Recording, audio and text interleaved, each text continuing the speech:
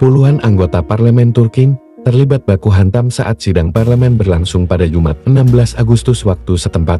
Baku hantam terjadi ketika perdebatan berlangsung membahas pencopotan politisi oposisi yang dipenjara dan dicabut kekebalan parlementernya tahun ini.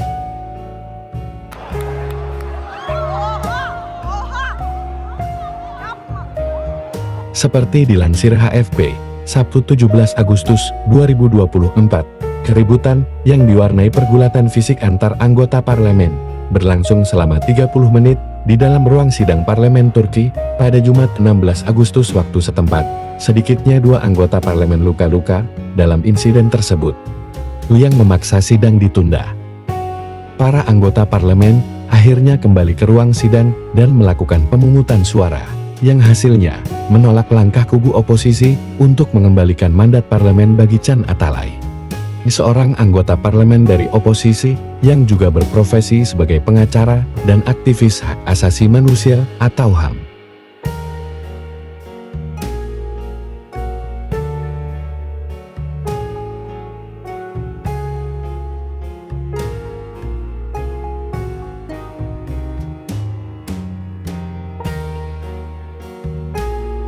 Kelompok Hamas menolak persyaratan baru yang diajukan Israel dalam perundingan gencatan senjata dan pembebasan sandera di jalur Gaza. Amerika Serikat kembali memperingatkan Iran bahwa konsekuensi adalah bencana jika negara itu menyerang Israel.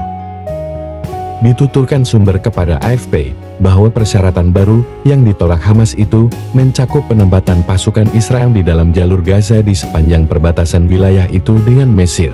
Sementara itu, Washington memperingatkan Teheran bahwa konsekuensinya bisa sangat dahsyat, terutama bagi Iran, jika negara itu menyerang Israel untuk membalas pembunuhan pemimpin politik Hamas Ismail Haniyeh akhir bulan lalu. Kelompok Hamas menolak persyaratan baru dari Israel dalam proposal gencatan senjata dan pembebasan sandera di jalur Gaza yang diajukan saat perundingan berlangsung di Doha, Qatar, selama 2 hari terakhir. Seorang sumber yang memahami proses perundingan tersebut, seperti dilansir AFP, Sabtu 17 Agustus 2024, mengungkapkan bahwa kelompok Hamas tidak akan menerima apa yang disebutnya sebagai persyaratan baru yang diajukan Tel Aviv dalam perundingan terbaru di Doha. Dituturkan sumber tersebut kepada AFP bahwa persyaratan baru yang ditolak Hamas itu mencakup penempatan pasukan Israel di dalam jalur Gaza di sepanjang perbatasan wilayah itu dengan Mesir. Menteri Luar Negeri Israel, Israel Katz, mengungkapkan harapan agar sekutu-sekutu asing ikut bergabung dalam menyerang Iran jika negara Syiah tersebut akhirnya melancarkan serangan pembalasan terhadap Tel Aviv. Pernyataan Katz itu disampaikan kepada Menlu Prancis, Stephen Sejourne, dan Menlu Inggris, David Lammy yang sedang berkunjung ke Yerusalem pekan ini, seperti dilansir AFP, Sabtu 17 Agustus 2024. Sejourne dalam tanggapannya menyebut komentar Katz itu tidak pantas.